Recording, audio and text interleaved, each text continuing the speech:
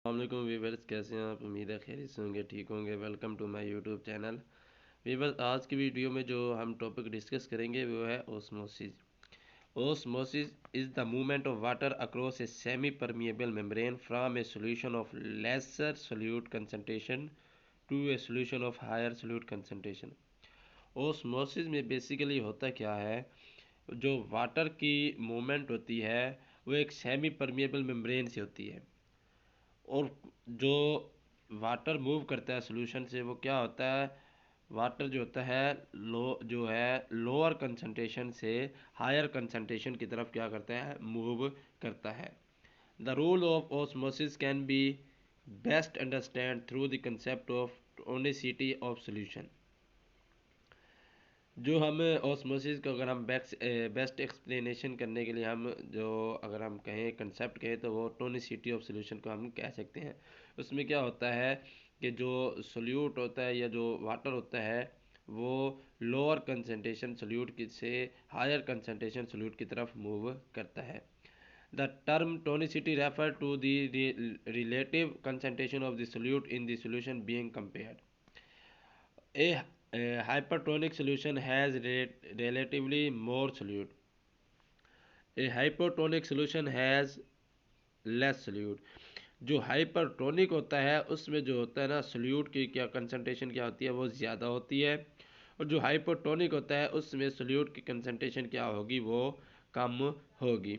और जो आइसोटोनिक होगा, आइसोटोनिक में क्या होता है, जो सोल्यूट होता है या जो सॉल्वेंट होता है उनकी जो सोल्यूट्स की कंसंट्रेशन होगी वो क्या होगी, इक्वल होगी। ठीक है।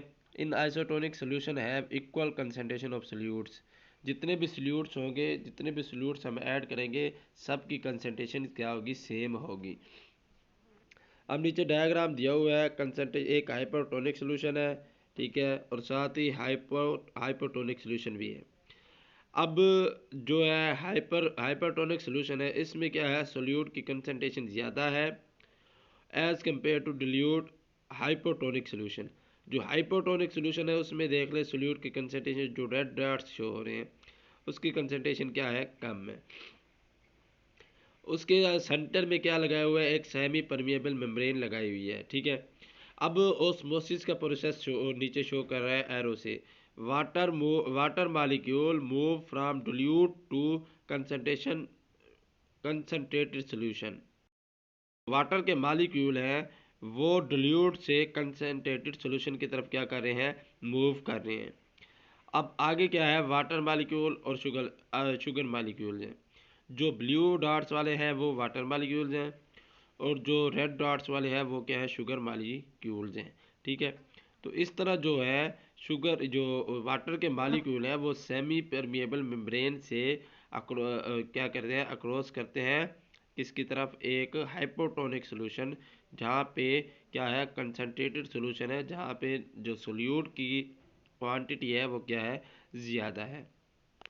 तो ये ऑस्मोसिस प्रोसेस था, जिसमें क्या होता है कि वाटर सिर्फ क्या होता है, वाटर मूव करता है। एक सेंटर में एक सेमी परमिएबल मेम्ब्रेन लगाई होती है, एक तरफ हाइपोटोनिक सोल्यूशन होता है, एक तरफ हाइपरटोनिक सोल्यूशन होता है। तो जो वाटर होता है वो हाइपोटोनिक सोल्यूशन से हाइपरटोनिक सोल्यूशन की तरफ मूव करता है, जिसकी वजह से क्या होता है कि सोल्यूट की कंसंट्रेशन क्या हो जाती है, हाइपरटोनिक में सोल्यूट की कंसंट्रेशन ज़्यादा हो जाती है। तो उसमें आइसोटोनिक सोल्यूशन भी होता है। आइसोटोनिक सोल्यूशन में क्या होता है, जिसमें सोल्यूट की जो क्वांटिटी होती है वो हाइपरटोनिक और हाइपोटोनिक दोनों में क्या होती है, सेम होती है।